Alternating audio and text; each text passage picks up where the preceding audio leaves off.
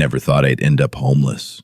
It's one of those things you hear about other people going through, the stories that float around social media or news headlines. You shake your head, maybe feel a little bad, and move on.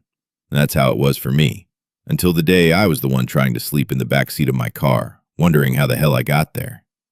I was 25 years old, and I had nothing. No home, no job, no savings, no plan, just a duffel bag full of clothes, a backpack with a half-broken laptop, and a car that was 2 months behind on payments. That first night in the car was the hardest, not because of the cold, though it was cold, not because I was hungry, though I was hungry, but because it was the night I finally admitted to myself I had lost. I wasn't just down on my luck. I wasn't figuring it out. I wasn't between jobs. I was broken. Everything I'd worked for, my pride, my self-worth, my dreams, had collapsed into a heap of debt, fear, and shame. Just 2 years earlier, I was what you'd call promising. College degree, a decent entry-level job, a small apartment, dreams of starting a business. Everyone thought I was on my way up, including me. But life doesn't always move in straight lines. Sometimes it just unravels. First came the layoff, a sudden restructuring that cut my department in half. I wasn't even mad at first. I figured I'd find something new in a month or two. But month after month, nothing came through. Then came the credit card debt, then the eviction notice, then the job interviews that turned into ghostings. And then came the silence. What people don't tell you about hitting rock bottom is how lonely it is. Friends stopped checking in. Family assumed I was taking time to figure things out. And honestly, I didn't blame them. I didn't want to answer their questions. Didn't want them to see me like that.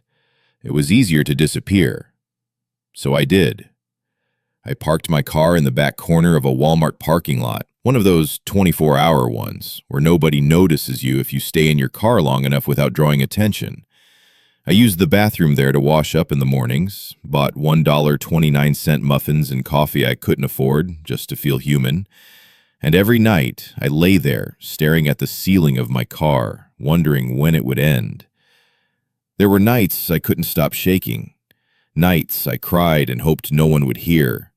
Nights when the only thing I felt was shame. The hunger was manageable. I could distract myself. I could drink water, sleep early, walk around. But the shame? The shame was loud. It echoed in my head like a siren. It told me I was a failure, that I'd wasted my life, that no one would ever want to be near someone like me again. I remember one specific moment. I was sitting in my car, scrolling through Instagram on Wi-Fi I stole from a coffee shop nearby.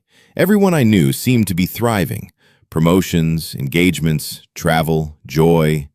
And there I was, trying to decide whether to buy a banana or a pack of crackers with the $2.17 I had in my checking account. That night, I screamed into a pillow until my throat went raw. I didn't want to die, but I didn't want to keep living like that either. See, when you're at rock bottom, you start believing that you deserve to be there. You convince yourself you're lazy, that you're weak, that other people made it work, so you must be broken somehow. I didn't know then what I know now, that sometimes systems fail people, that sometimes rock bottom is a setup for a bigger rise. But back then, I thought my life was over. I avoided looking in mirrors. I stopped applying for jobs. I didn't want help, because I didn't think I was worth saving. And honestly, that scared me. One morning, after another sleepless night, I walked into a gas station to clean up. I caught a glimpse of myself in the mirror, and I didn't recognize who I saw.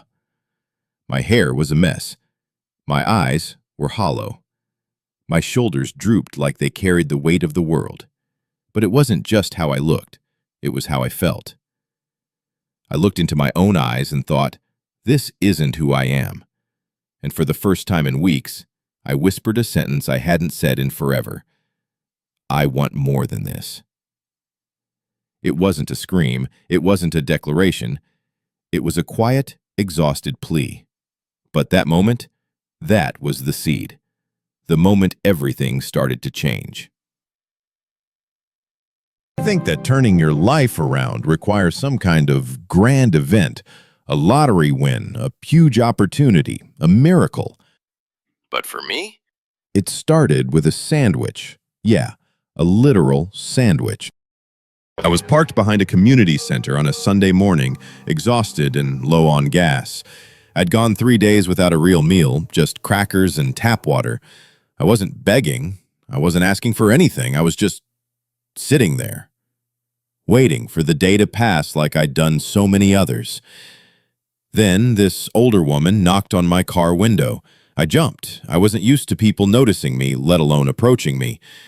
She smiled, not a pity smile, but a warm, human one, and said, "You look hungry. Would you like something to eat?" I hesitated. My pride screamed, "Say no!" But my stomach growled louder. So I nodded. She handed me a brown paper bag and a bottle of water. Inside was a peanut butter sandwich, a banana, and a cookie. It wasn't just food, it was hope wrapped in paper. I managed to thank you, barely holding back tears.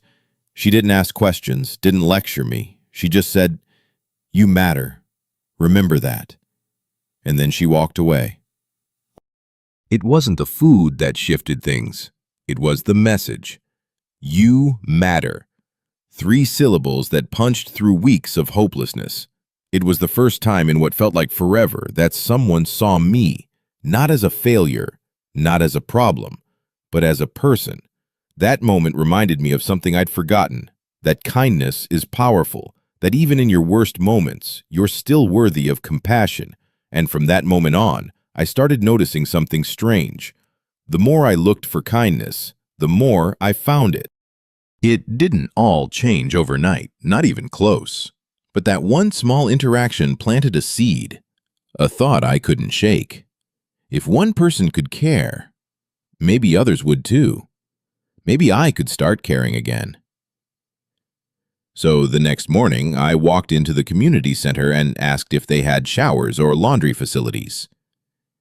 They didn't, but they gave me a list of local resources: food banks, shelters, job programs. Most of it I'd seen before and ignored, thinking it wasn't for people like me. But something was different now. I wanted to be helped. More importantly, I wanted to help myself.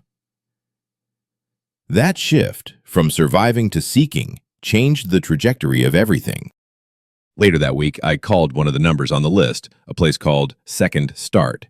It was a workforce reentry program for people who'd experienced homelessness or long-term unemployment. I expected judgment, paperwork, bureaucracy, but what I got was a woman named Angela with a voice like sunshine. She listened, really listened. Then she said, "If you're serious about rebuilding, we've got your back."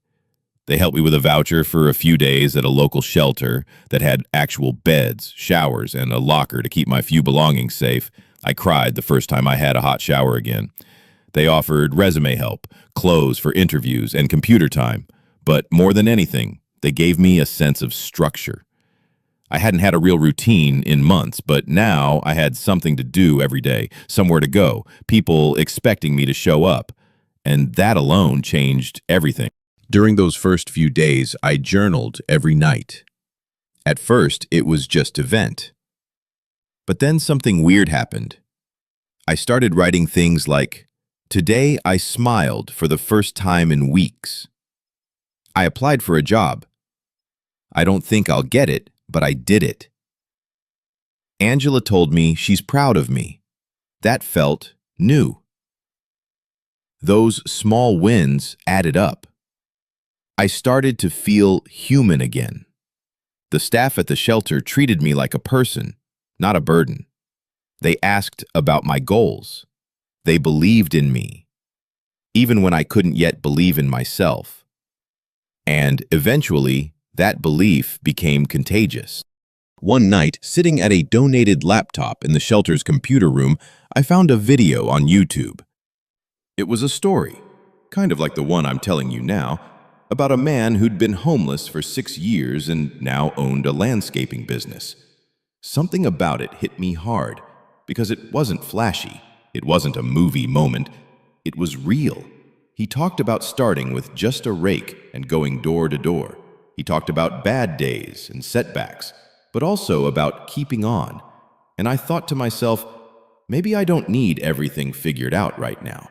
Maybe I just need to take the next step.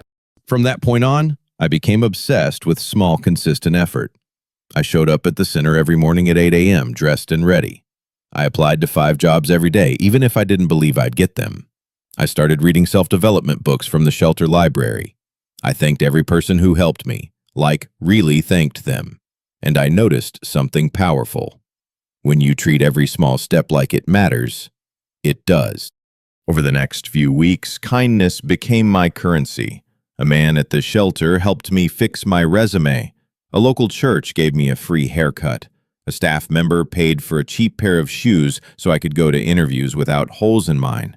And each act, no matter how small, reminded me I was not alone. I was building a community again. And, more importantly, I was starting to rebuild myself. I wasn't there yet. I didn't have a job or a home or a savings account. But for the first time in a long time, I had momentum.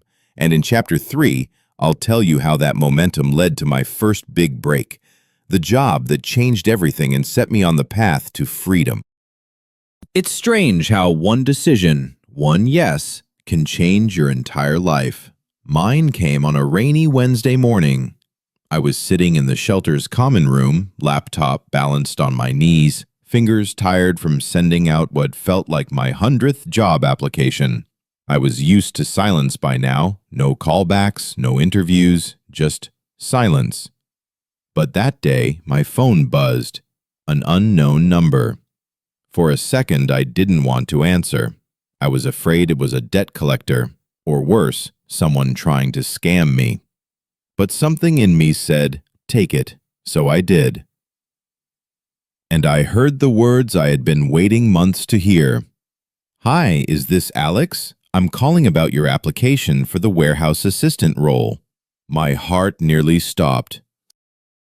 The woman on the phone, her name was Marla, was calm and professional. She said she had seen my application and appreciated the honesty in my cover letter. I had written, I've had setbacks, but I'm committed to rebuilding my life. I'll show up early, work hard, and learn fast. She told me that line stood out. That had made her pause, and because of that, and a staff referral from the Second Start program, she wanted to give me a chance. Just like that, I had an interview. It was scheduled for the next morning at 9 a.m. I hung up the phone and just stared at the screen. Not because I was shocked, but because for the first time in months, someone said yes. That night I couldn't sleep.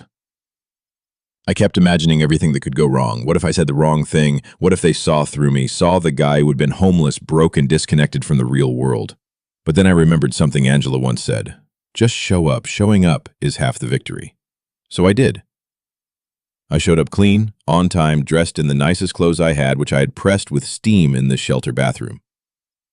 Marla greeted me with a handshake and a genuine smile. The interview wasn't easy, but it wasn't harsh either. She asked about my past, and I told her the truth. No sugarcoating, no pity party. I told her about hitting bottom, but I told her more about what I'd learned, about discipline, gratitude, willingness to start small. And then, to my surprise, she smiled again and said, "You start Monday." I wish I could say it was all uphill from there, but the truth is that first week of work, it nearly broke me all over again. I hadn't worked in almost a year. My body was weak. My sleep schedule was wrecked. I was lifting heavy boxes, running inventory, learning software I didn't recognize. There were moments I wanted to quit. But every time I felt overwhelmed, I whispered to myself, "You're not sleeping in your car anymore. You're moving forward." I was exhausted, but it was the good kind of exhausted. The kind that meant I was earning something again. The kind that made me feel human. And each paycheck, even if small, felt like a piece of my dignity returning. Work didn't just give me money. It gave me a mirror, a way to see what I was capable of. I learned to show up every day, even when I didn't feel ready. I learned to take feedback without crumbling. I learned to lead, even in small ways, like training a new guy or organizing a messy inventory room. And most importantly, I learned that I could be dependable again, not just to others, but to myself. About 6 months into the job, my manager, not Marla, but her boss, Tim, pulled me aside. He said, "You've been crushing it lately. Marla told me where you came from. Just wanted you to know we see how far you've come." And in that moment, I realized something powerful. I was no longer the guy who used to be homeless. I was the guy who showed up, who worked hard, who mattered. I wasn't defined by my past anymore. I was defined by what I chose to do next. A few months later, I got a small raise. Then I was asked to take on more responsibility. I moved from general warehouse to logistics assistant.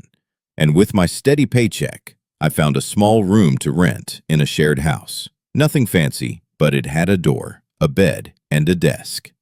I remember laying on that bed the first night, staring at the ceiling and thinking, this isn't the end of the story. This is just the beginning. Because now, for the first time since I lost everything, I had space to dream again. Next, I'll share how I turned stability into self-belief, how I built habits, battled old fears, and planted the seeds for something even bigger than a job, the idea that would one day become my business. The hardest part of starting over is not the first step. It's all the steps that come after, the ones no one claps for. The early mornings when no one sees you, the nights you lie awake fighting doubt, the routines you build in silence, not for recognition, but for survival. That's what the next chapter of my life became about: consistency. And to be honest, it was harder than anything I'd done before. When I moved into that rented room, I expected to feel free, but instead I felt disoriented. After months of constant chaos, of reacting to emergencies, suddenly having a roof over my head and a bed to sleep in gave me time to think. And thinking too much, when you're not careful, can bring the fear right back. So I made a decision. If I was going to keep moving forward, I needed structure. Every Sunday night, I wrote out my goals for the week. Wake up by 6:30 a.m., eat breakfast, even if it's just toast, work out 3 times, watch 1 educational video, journal daily, apply 1 new idea to my job. They weren't big goals, but they were mine. And more importantly, they were doable. If there was one tool that helped me most in that stage, it was my journal. Every night I wrote for 10 minutes, no matter what. Some entries were just tired, didn't want to work out, did it anyway. Others were deeper, still scared someone's going to take this all away. But I'm showing up. That has to count for something. Over time, the entries evolved. Less fear, more focus, more gratitude. I started to notice patterns. I did better when I got enough sleep. My mood improved when I helped coworkers. I felt proud when I learned something new. And those tiny bits of self-awareness added up to something massive: self-respect. Confidence didn't arrive in some magical moment. It wasn't a lightning bolt. It was a quiet daily build, like stacking bricks. I started lifting weights 3 mornings a week at the local YMCA. I watched TED Talks during lunch breaks. I read books on mindset, productivity, and entrepreneurship. I practiced speaking up in meetings at work. At first, I felt like a fraud, but every time I followed through on a promise to myself, even something small, it sent a message to my brain. You're not who you were. You're becoming someone new. One habit that changed my life? I created a win tracker. Each day, I wrote down 3 things I accomplished, no matter how small. Made my bed, helped Sam with inventory, didn't skip the gym even though I wanted to. The point wasn't perfection, the point was progress. And what I learned, day by day, is that consistency beats motivation every time. You won't always feel like showing up, but if you build systems that support you, you won't have to feel like it. You'll just do it. The more consistent I became, the more my inner voice changed. I stopped calling myself a failure. I stopped thinking like a victim. I started asking better questions like, what can I improve today? What's one thing future me will thank me for? How would the best version of me handle this situation? And with each answer, I grew, not dramatically, but steadily. I began to trust myself again, and that was the real win. Around this time, I started helping new hires at the warehouse, training them, supporting them, showing them little tricks to stay organized. One day, a guy named Jordan said, "You ever think about starting your own thing? You're good at this. You've got leadership energy." I laughed at first. Me? The guy who used to live in his car? But I couldn't unhear it. Later that night, I journaled. Leadership energy. That felt good. And for the first time, I allowed myself to dream big again. Not just stability, but success. Not just survival, but service. Could I actually start something of my own? Over the next few months, I saved as much as I could. I cut every unnecessary cost. No takeout, no subscriptions, no indulgences. I focused on building a launch pad, not a comfort zone. And in the background, I started researching how to start a service business, low-cost business ideas, how to build something from nothing. I took online courses, I watched tutorials, I soaked up everything. I didn't have a perfect plan, but I had something better: momentum. Exactly 1 year after I got hired at that warehouse, I turned in my 2 weeks' notice. Not because I hated it, but because I was ready for more. I had started a small mobile cleaning business on the side, evenings and weekends. Nothing fancy, just 2 buckets, some basic supplies, and a lot of hustle. But it was growing. I had clients, I had referrals, I had income. Most of all, I had belief. Belief that I could build something of my own. Belief that I could serve others while honoring myself. Belief that my story wasn't ending, it was just beginning. In Chapter 5, I'll take you full circle, from sleeping in my car to unlocking the front door of my very own house and launching a business that continues to grow. Because when you stack enough consistent days, you build a life you're proud to wake up to. There's a special kind of silence that happens when you walk into your first home, the kind with your name on the deed. It's not just quiet, it's sacred. It's the sound of your past taking a bow and your future stepping into the spotlight. That moment happened for me on a warm spring morning. I stood in the doorway of my very own house, keys in hand, tears in my eyes, and whispered the same words I once muttered when I was living in my car. I want more than this. Only this time, I had. Let's rewind just a bit. After leaving my warehouse job and officially launching my mobile cleaning business, I hustled like my life depended on it. Because in many ways it still did. I worked long hours, early mornings, late nights, sometimes 7 days a week. I cleaned apartments, office spaces, post-renovation homes, even a yoga studio downtown. But I wasn't just cleaning, I was building. A client base built on trust. A brand that stood for reliability and dignity. A new identity, not the guy who used to be homeless, but the guy who shows up and gets it done. Within 18 months, my side hustle had turned into a 6-figure operation with 3 part-time staff. But I still lived simply, sharing a 2-bedroom rental with another entrepreneur friend, keeping my costs low, and putting everything I could into savings. Because I had a new dream now. Owning a home. I knew I couldn't just hope for a house. I needed a strategy. So I sat down and built a plan, just like I had done with my journal entries when I was scraping my way out of rock bottom. My home ownership blueprint. Save 20% down, non-negotiable. Fix my credit. I worked with a financial coach through a local nonprofit. Build consistent income history, 2 years minimum with clean books. Choose a modest starter home, no mansions, just something mine. Stay patient, no emotional decisions. It took me just under 2 years of living simply, 2 years of growing the business and automating my finances, 2 years of tracking every dollar. But when I hit that savings goal, when my credit crossed 700, when my business income became consistent enough to impress a mortgage officer, I knew I was ready.